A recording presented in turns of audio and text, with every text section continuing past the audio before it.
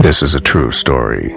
The reconstructions are based on an original air traffic control transcript. In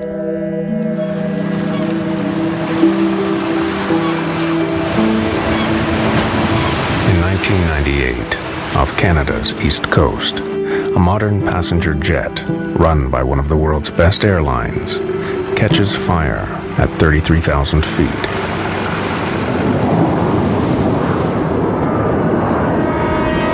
Swissair 111, we are dumping fuel now, and we must land immediately. In the final 6 minutes, communications from the cockpit cease. It's burning already! Then, the plane plummets into the ocean.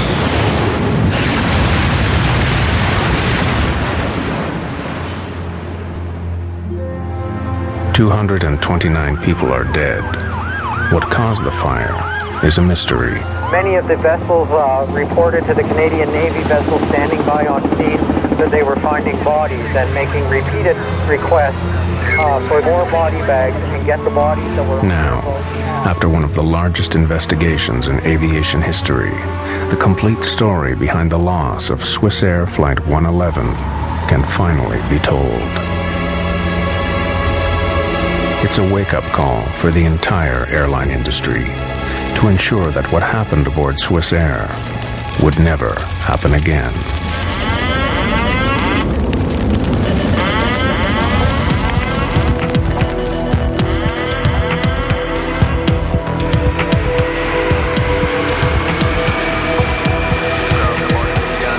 September 2nd, 1998.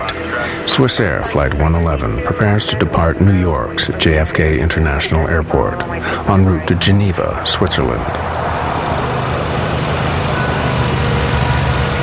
The aircraft is a McDonnell Douglas 11, or MD-11, a model first developed in 1986 as a highly automated, modern improvement on the antiquated DC-10. It is considered one of the most reliable large passenger jets in the skies, and Swissair pilots are among the world's best trained. Okay, after start checklist. Engine anti-ice? Not required. Roger, not required. Take off. Swissair 111's pilots are Captain Urs Zimmerman and First Officer Stefan Lowe. Swissair 111, hold short, 31 left. Zimmerman encourages an easygoing atmosphere in the cockpit, but he is also known for his by-the-book precision. When not flying, he trains new pilots for Switzerland's national airline. Flaps and slats. Flaps set 15 degrees. Set of 15.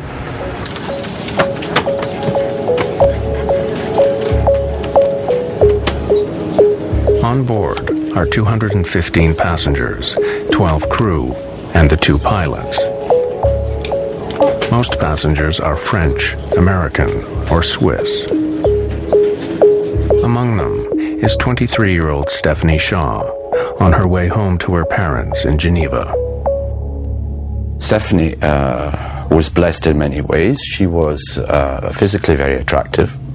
She was an intelligent girl. The reason she went to New York was that she had been invited to become a member of the World Economic Forum, which is based in Geneva, and she wanted to have this trip before she joined. She was a darling. She was an absolute darling.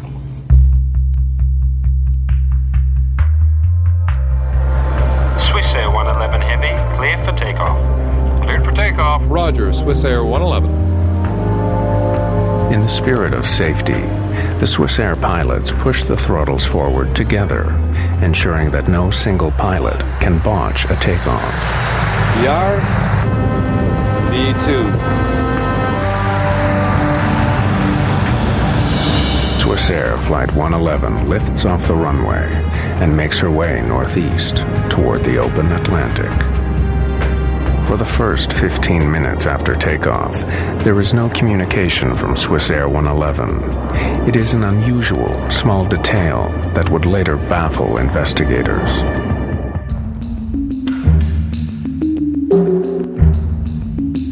Atlantic air traffic is handled by a remote center in Moncton, New Brunswick, Canada.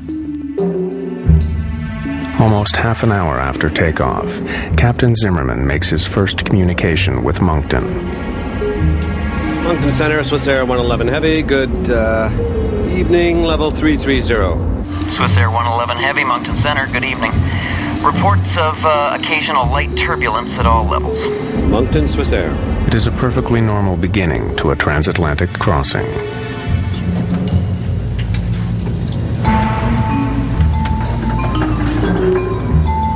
In first class, Swissair passengers are among the first in the world to have a personalized in-flight entertainment network.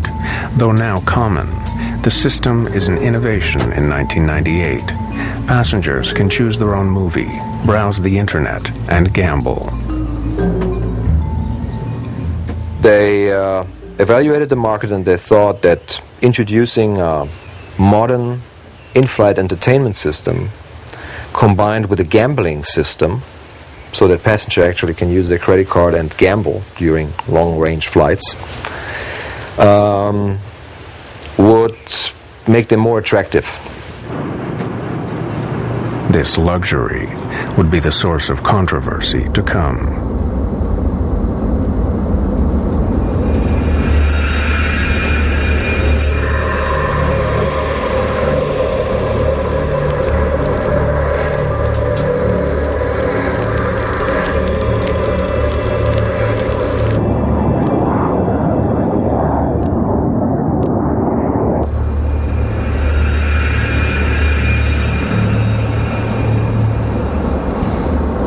Smell something? Yeah, what is that? Go have a look, I'll take the controls. Roger, you have control.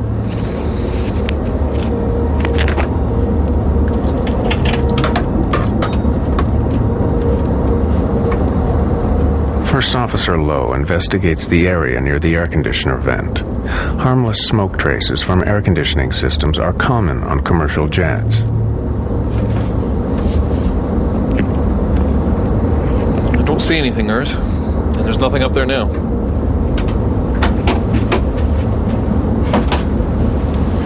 You hail for me, Captain? Stefan and I were sure we smelled smoke a few seconds ago. Can you smell anything? I smell it too, yeah. Could you smell it in the cabin before you came in? No, definitely not. They agree the air conditioner is the likely culprit. Can't see it or smell it anymore. Air conditioning, is it? Yeah. Please close it, thanks.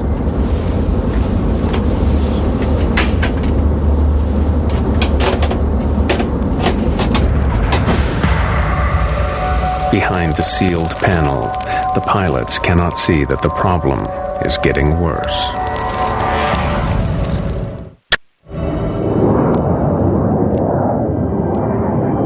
Less than 45 seconds after smoke disappeared in the cockpit of Swissair 111, it's back.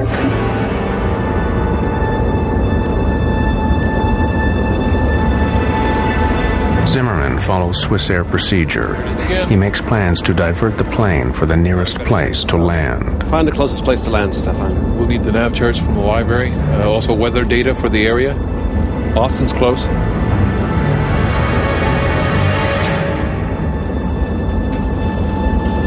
It's not doing well at all up there. Zimmerman radios air traffic control in Moncton, New Brunswick. Moncton Center, Swissair 111 Heavy, good evening. United 920 Heavy, Moncton Center. The controller exchanges information with another aircraft before responding to Swissair. Other aircraft calling, say again. Swissair 111 Heavy is declaring pan. We have smoke in the cockpit. Request immediate return to a convenient place, I guess. Boston. Pan is an international term used to notify air traffic control of an urgent situation, one step below declaring Mayday. You say to Boston you want to go? I guess Boston. We need first the weather there. We are starting right turn here, Swissair 111 Heavy. Swissair 111, roger, and... Descent to flight level 310. 310, Swissair 111 Heavy. This is the first interview with one of the air traffic controllers in Moncton. My name is Bill Pickerel, and on September 2nd, 1998, I was one of two Halifax terminal controllers working the evening shift. The pan in any kind of a special condition is usually dealt with as an emergency, and this in fact was dealt with that way. The aircraft was immediately given priority, and the high-level supervisor initiated a call to the Rescue Coordination Center. Pickrell's colleague determines that Swissair 111 is just 66 nautical miles from Halifax and 300 from Boston. But pilot Zimmerman has chosen an airport he knows. A lot of times when you're having a problem, you would rather be dealing with an issue where you're much more familiar with the airport, because that relieves a little stress on you. This is his initial problem. He's sitting there, he's looking up there, and he's trying to think, well, I've got smoke here. Now, what does it mean? Let's see, where are we? Where's the closest place I can go to that I can talk to a Swissair mechanic? Boston.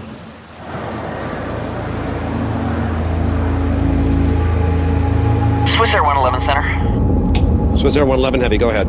Would you prefer to go into Halifax?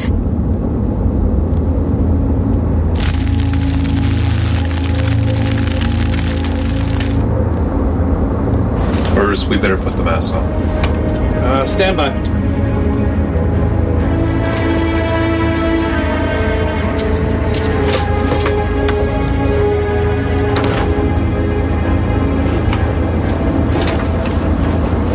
Realizing their location, Zimmerman decides Halifax is the best option.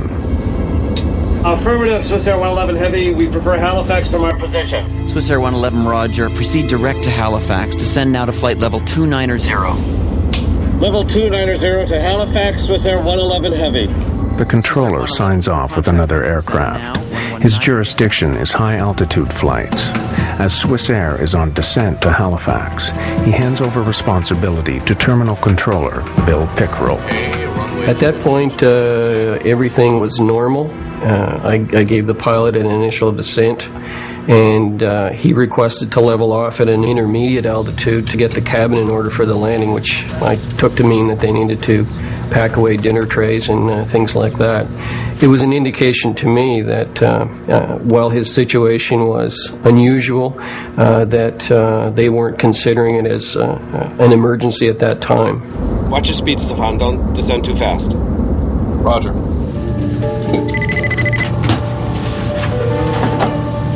Yes, Captain. We have smoke in the cockpit here. Have the cabin crew prepare for landing. We'll be setting down in Halifax in about 20 minutes. I'm about to start the checklist here. Yes, Captain Zimmerman. Zimmerman has 2 checklists for smoke in the cockpit. To complete both will take 20 minutes. This is Swissair company policy. In the meantime, Lowe continues the descent into Halifax.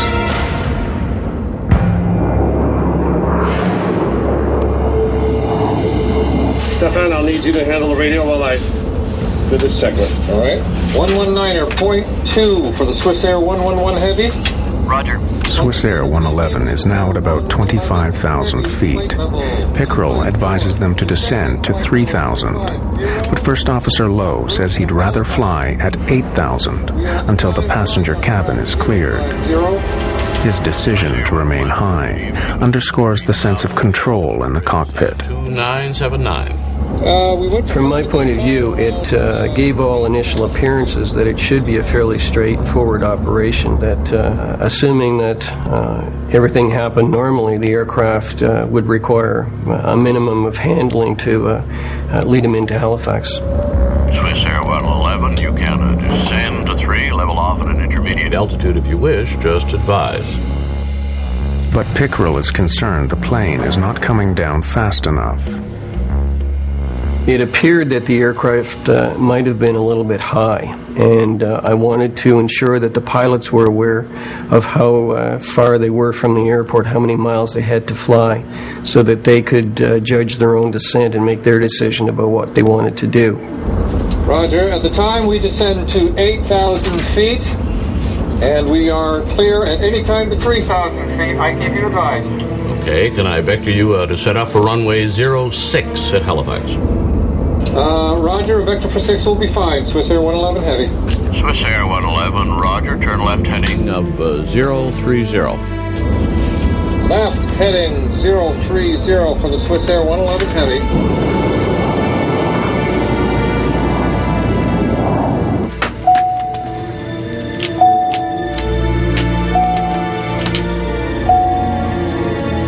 Captain Zimmerman needs information for the unfamiliar airfield, but his flight bag is out of reach. He summons the flight attendant to help. You hailed me, Captain. For 2 minutes now. I need that flight bag there. It's got the approach charts for Halifax.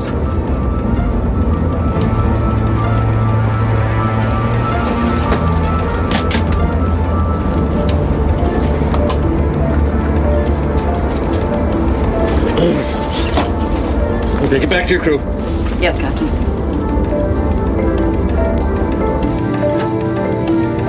This is your matron at cabin speaking. The chief flight attendant notifies passengers that the flight is being diverted. There is no panic. The plane is flying normally, and there is no sign of smoke in the cabin.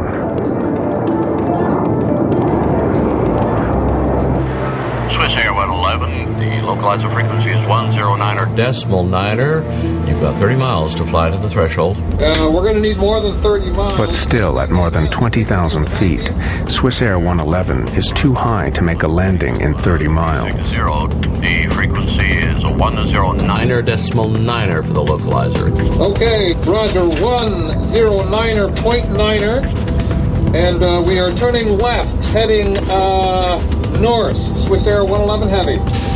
And we've got to dump fuel. Agreed. So far, communications from Swissair have been calm. Still, Moncton Centre initiates emergency efforts at Halifax Airport.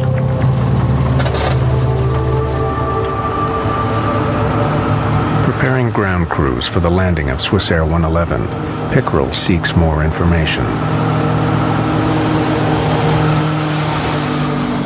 Swissair 111, you have time. Could I have your number of souls on board and your fuel on board, please, for emergency services?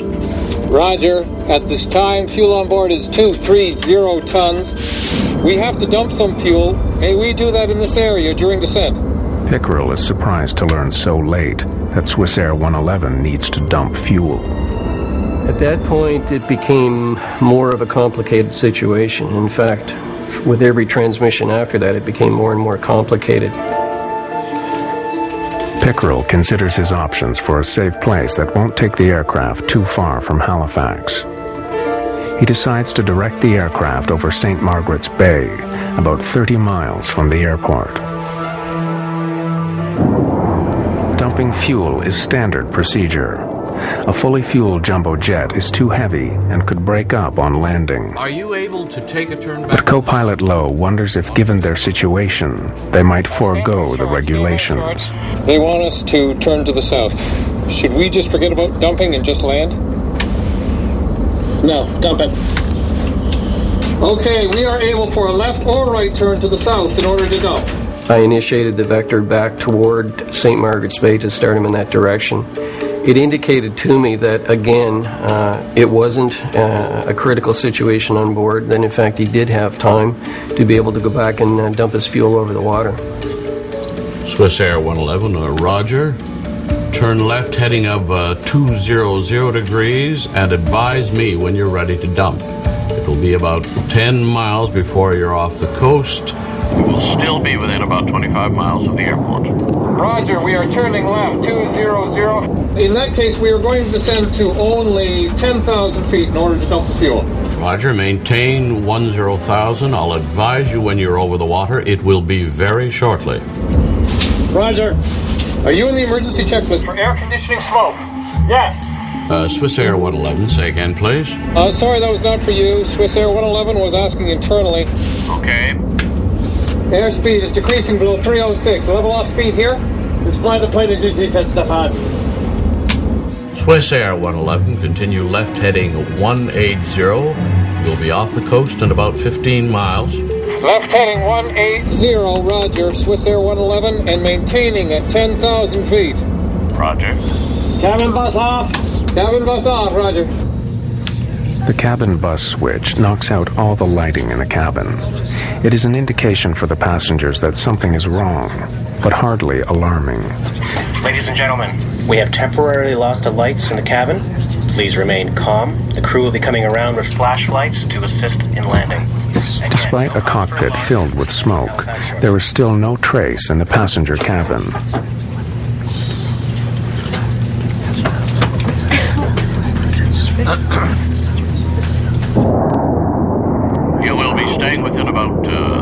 drive 40 miles of the airport if you have to get back to the airport in a hurry.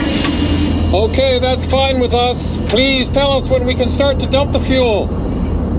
Suddenly, the MD-11 sends out a warning that the smoke is a sign of a more serious problem. Autopilot, disconnect. Copy that. Autopilot, disconnect. Swissair 111. The fire has now reached the plane's autopilot, and this is just the beginning.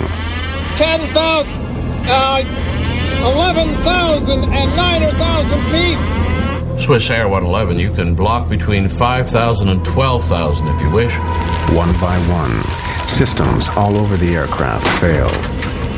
In seconds, the calm in the cockpit dissolved. Between 12 and 5,000 feet. We are declaring emergency now. Swissair 111 at time 0124. The two pilots speak simultaneously. Combined with other distractions in the control room, Pickerel is unable to hear a critical transmission. Lowe's declaration that they must land immediately. We are dumping fuel now. We must land immediate. Swissair 111, just a couple more miles. I'll be right with you. Roger that. And we're declaring emergency now. Swissair 111. Missing this transmission is a moment Bill Pickerel relives today. I'm not sure that it's a feeling that you can adequately describe. I recall reviewing the events of that night 1,000 times to determine if there was something additionally that I could have done, or if there was some mistake that I might have made, or was there any way that I contributed to this. And eventually I was able to come to the point of realization that there wasn't anything that I could have done, that everything that could have was done. Now, there is nothing to do but wait.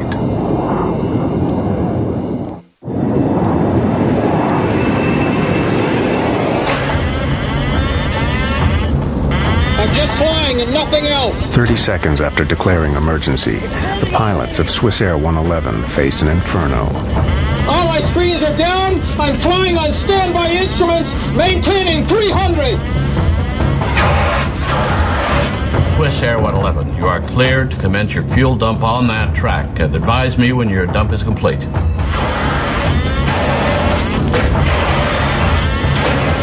Swissair 111, check. You are cleared to start the fuel dump.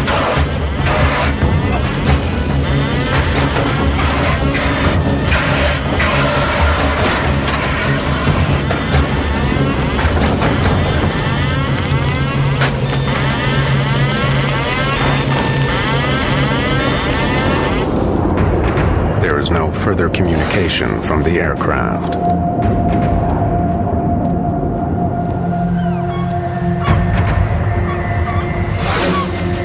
Six minutes later, residents of Peggys Cove hear a deafening explosion.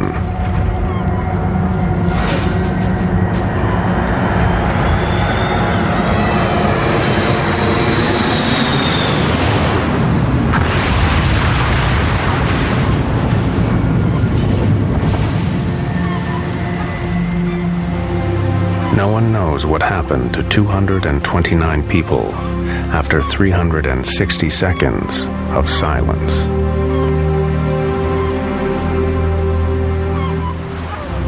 It was probably one of the most helpless feelings that any individual can have, not being able to do anything but just sit and watch the target and hope that it would turn back toward the airport. And of course it didn't.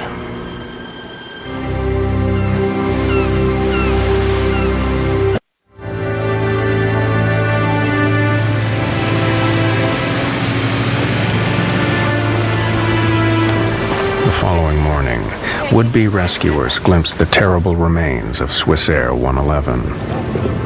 Only one human body is discovered intact.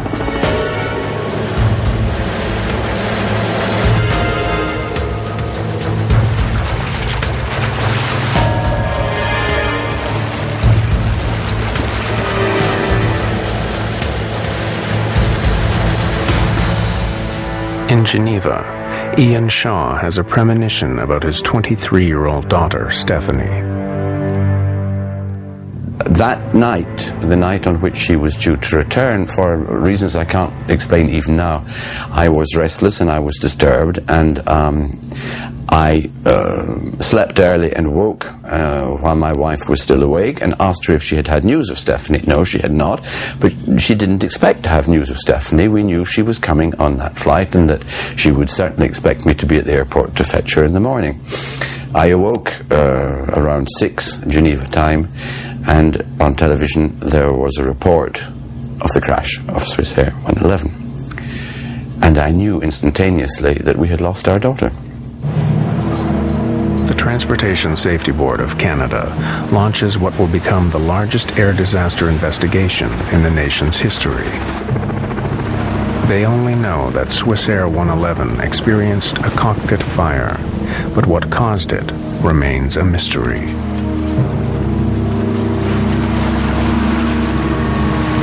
Well, this accident was a challenging one to investigate, in that initially, of course, we had to recover the aircraft from about 55 meters of water, around 185 feet. Of course, it was also in many pieces. As it turns out, it was in a couple of million pieces. So that was the initial challenge. And then after that, of course, when you have so many pieces, you need to determine which are the relevant ones and what are these pieces telling you about what happened and why. The TSB embarks on a complex, multi-stage plan. First, divers are deployed to survey the wreckage. They discover that the plane is smashed into millions of pieces. As fall weather worsens, the risk to divers increases. At this rate, the investigation will take years to complete.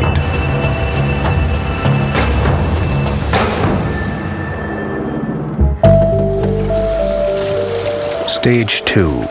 With help from the United States Navy, remote-operated vehicles begin a more detailed search. The ROVs help investigators survey the site. But the question remains, how to recover tiny pieces of twisted metal from the bottom of the sea. Out of the wreckage, the first breakthrough emerges: Swissair 111's black boxes. Recordings of cockpit and computer data tell investigators that everything on the plane was working perfectly until the last few minutes. When the crew declared the pan, that they had smoke in the cockpit, after going through all of these parameters, we found no anomalies or no problems in any of that flight data that suggested there was a problem with the aircraft. So this led us to believe that the crew had a relatively operational aircraft. Aside from the smoke in the cockpit that they noted, everything else appeared to be working fine. And as they were making their plan to descend the aircraft, they experienced a series of systems failures that were in rapid succession and exponential. Copy that. Autopilot disconnect. Swissair 111, we must fly manually now. Pool CVR team then faces a serious setback. The last 6 minutes on both flight recorders are missing. You're losing systems rapidly on the airplane in that 90-second period that things are happening very fast. And one of the last things we know about was the 2 recorders went offline. So the fire has presumably breached the lines, breached the sources to these recorders, and has stopped them. With the failure of the black boxes, investigators are no closer to learning how or where the fire started on Swissair 111.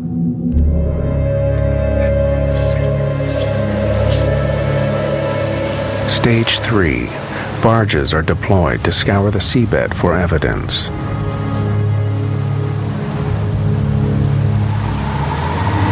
One by one, sad remnants of the airplane reach the surface.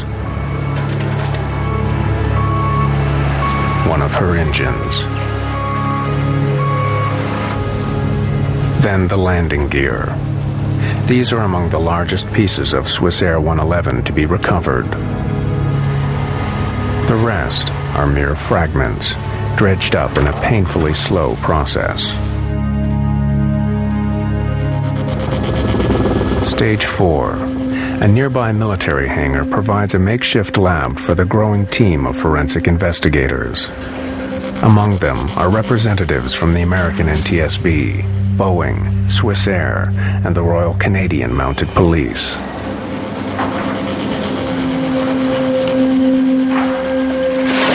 Pieces of Swissair 111 arrive by the truckload. They are organized into various categories for analysis. Soon the hangar is stacked to capacity with the biggest jigsaw puzzle in the TSB's history.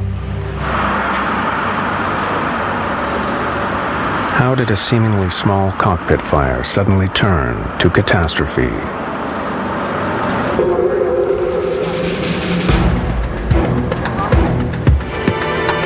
The team sorts through nearly 250 kilometers of wiring retrieved from the wreckage of Swissair 111.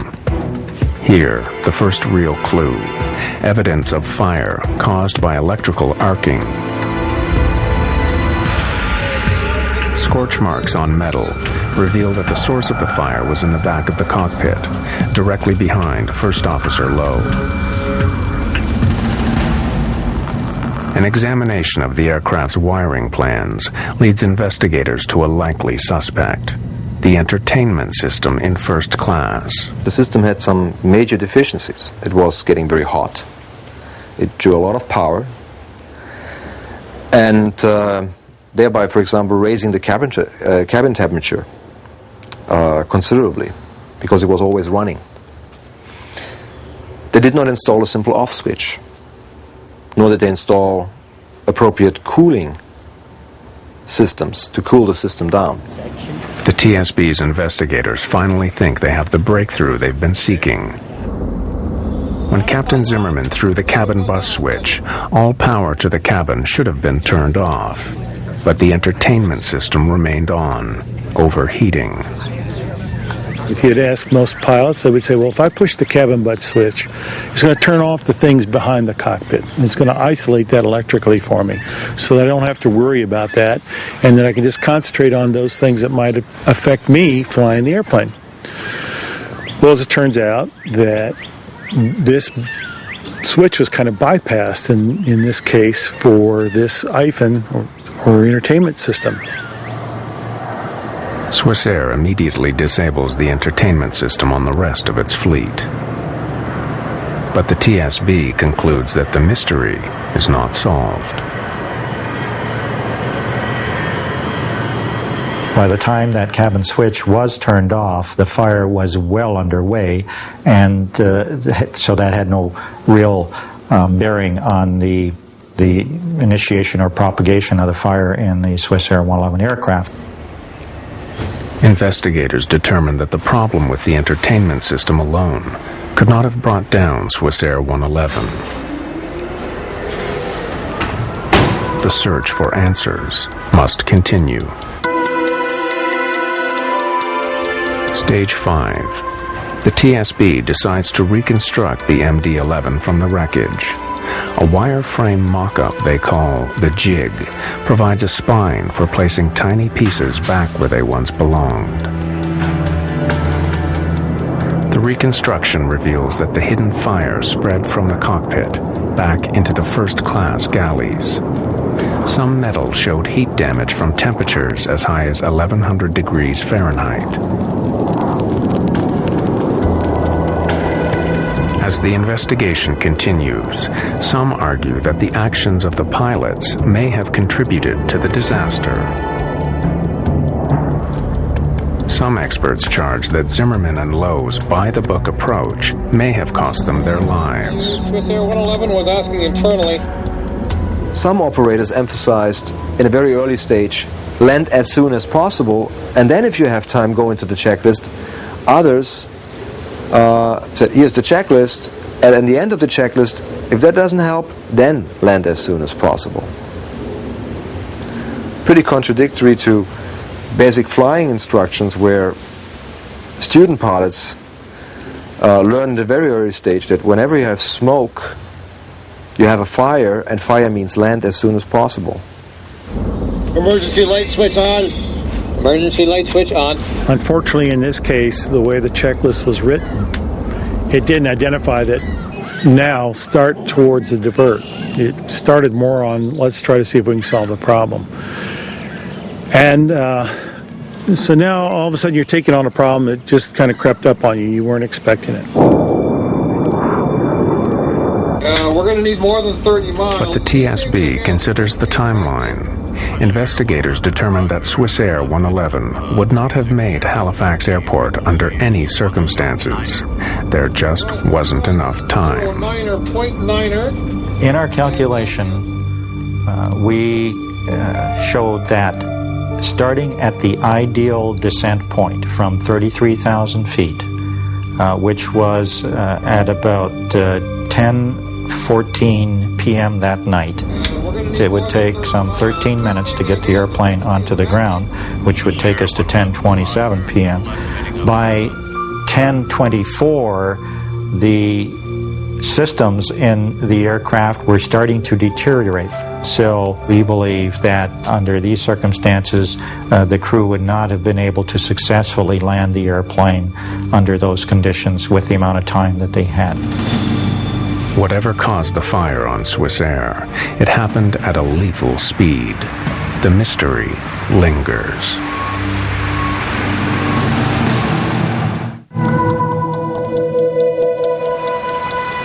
A year passes. Then another ambitious operation begins.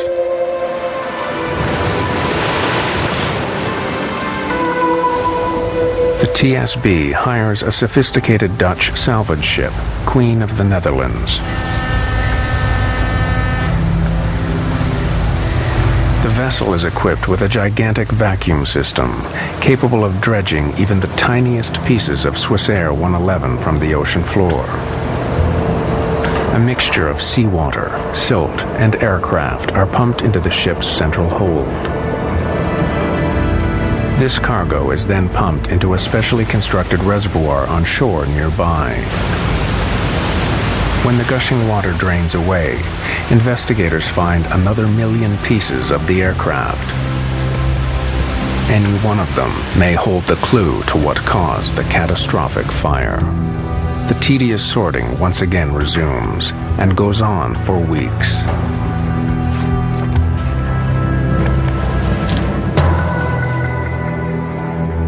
Finally, after 15 months, they find what they've been seeking: one faulty wire.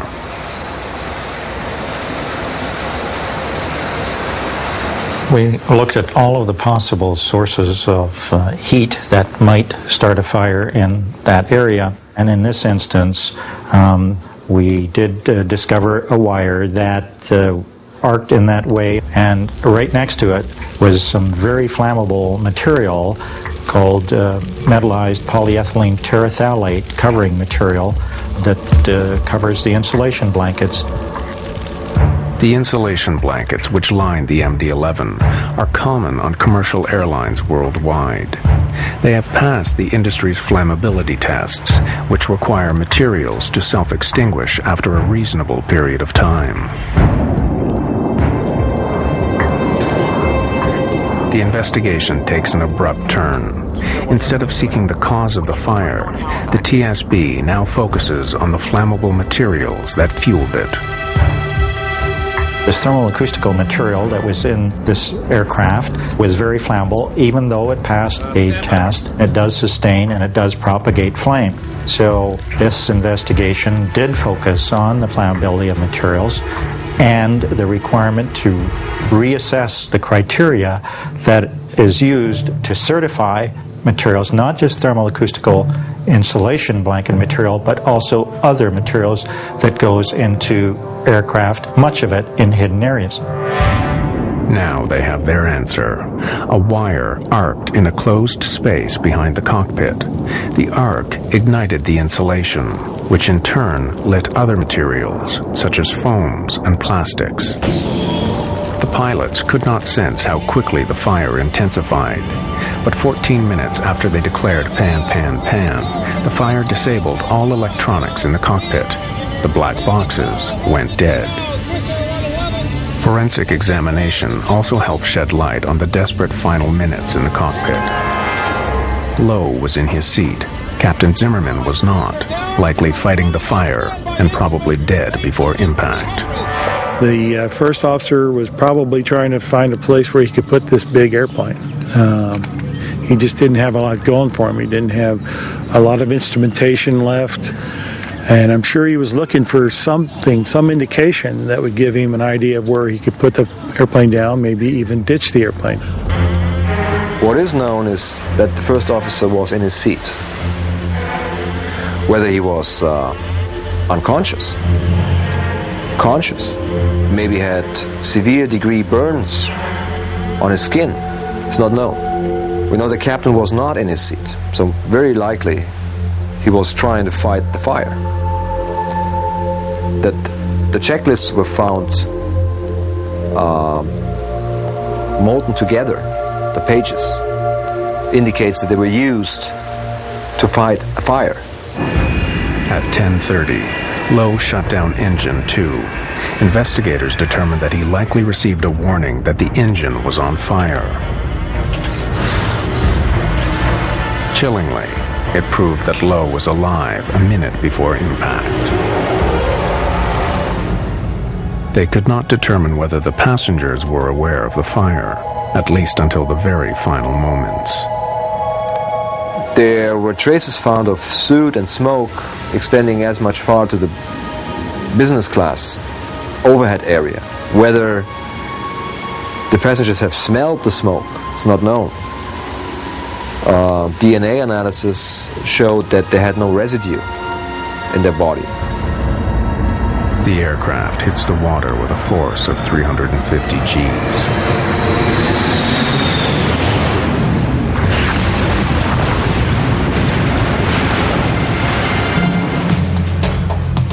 The TSB spends 4.5 years and $40 million, the largest air disaster investigation in Canada's history.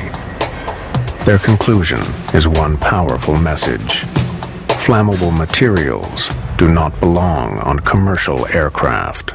The rate of progression in this airplane, I think, surprised us and surprised others, and that's why we emphasize, again, the importance of raising the bar on the flammability standards for materials used in airplanes. Ian Shaw waited 4 years for the report to tell him what small flaw took the life of his daughter. But the truth has not extinguished his anger at Swissair. There has to be accountability. If you are involved in wrongdoing, you must be held accountable. And you must declare your sense of responsibility. Otherwise, you are hiding. And you are hiding, in this case, behind the flag of Switzerland. I think it's unbelievable. In the aftermath of the disaster, Swissair decides to remove the flammable insulate from its entire fleet. They also make changes to checklist procedure, reducing response time in a cockpit smoke emergency. But plagued with financial problems, the mighty airline shocks the industry when it goes bankrupt in October 2001.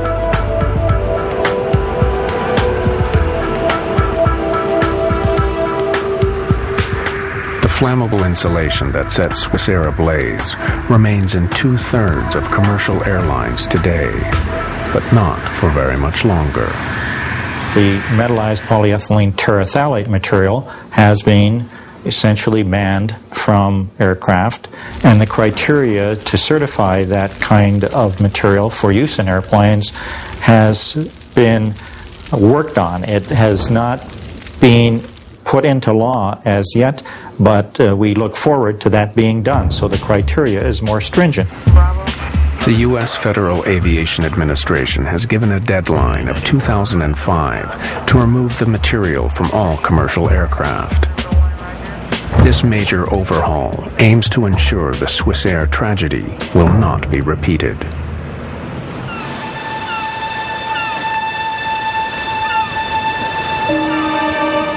For Ian Shaw, losing his daughter so suddenly and violently has left a permanent emotional scar. He left his wife and his wealth behind in Geneva, and now runs a modest restaurant in Nova Scotia, in view of the sea, where his daughter died. Why would I come here to this particular point in Nova Scotia? A lot of people have said, oh yes, we fully understand you want to be close to your daughter and the point where the plane crashed. That is no part of my being here.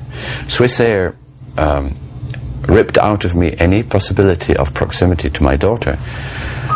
I found a comfort in the awareness of the presence of the eternal ocean, the ocean which has been going backwards and forwards for many, many, many thousands, millions of years. I came here because I had to. I can't give a fully rational declaration to you of why I came here. I can only say to you, I am in the right place for the wrong reasons.